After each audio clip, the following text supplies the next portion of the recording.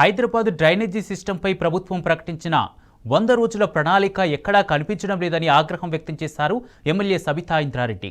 కేసీఆర్ హయాంలో వర్షాలు వస్తాయన్న ముందస్తు హెచ్చరికలతో డ్రైనేజ్ సిస్టమ్ సిద్ధం చేసేవారన్నారు. మహేశ్వరంలోని బడంగ్పేట వద్ద ముంపు ప్రాంతాల్లో ఆమె పర్యటించారు. ఎస్ఎన్డిపి పనులు పూర్తి చేయకపోవడం వల్లే ముంపు వస్తుందని, తక్షణమే ఎస్ఎన్డిపి పనులు పూర్తి చేయాలని డిమాండ్ చేశారు.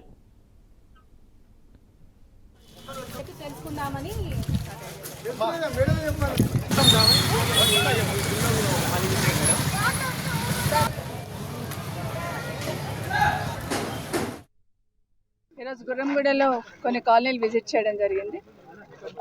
డ్రైనేజ్ సిస్టమ్ సరిగ్గా క్లీన్ చేయక కొంత సమస్య ఉత్పన్నమవుతుంది. కొన్ని ఏరియాలనేమో శాంక్షన్ ఉన్న వర్కులు కూడా వాటిని టెండర్ వీలక గ్రౌండ్ చేయక కొంత సమస్య ఉత్పన్నమైంది. ఇవి నేను ఈ కాలనీలు ఏవైతే చూస్తున్నానో, ఒక కాలనీలో అయితే వేసిన రోడ్ కూడా డౌన్తోని డొప్పలాగా అంటారు, డౌన్ తీసుకొచ్చి ఆ కాలనీ వాళ్ళకి ఇబ్బంది అయ్యే పరిస్థితి, టెక్నికల్గా చేసిన సమస్య.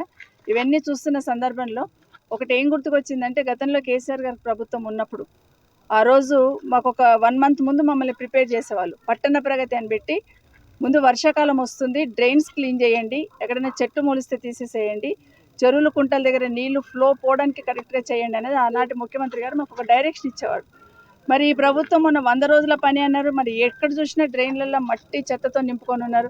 కొన్ని ఎస్ఎన్డిపి నాలలు ఏవైతే కేసీఆర్ గారు ఉన్నప్పుడు కట్టినామో, ఆ ఎస్ఎన్డిపి నాలలో బెడ్స్, పరుపులు, సోఫాలు పెద్ద పెద్దవన్నీ కొట్టుకొస్తున్నాయి. అంటే మరి 100 రోజుల ప్రణాళిక అంటే ఏం చేశారు? 100 రోజుల ప్రణాళిక అనేది తప్పకుండా ప్రశ్నించుకోవాలి.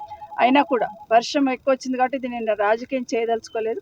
కానీ అధికారులు, ప్రభుత్వ యంత్రాంగం ఎప్పుడైనా కూడా ఈ ముందు జాగ్రత్త చర్యలు తీసుకుంటే కాలనీలో కానీ ప్రజలు కానీ ఇంత ఎఫెక్ట్ కాకుండా ఉంటారు.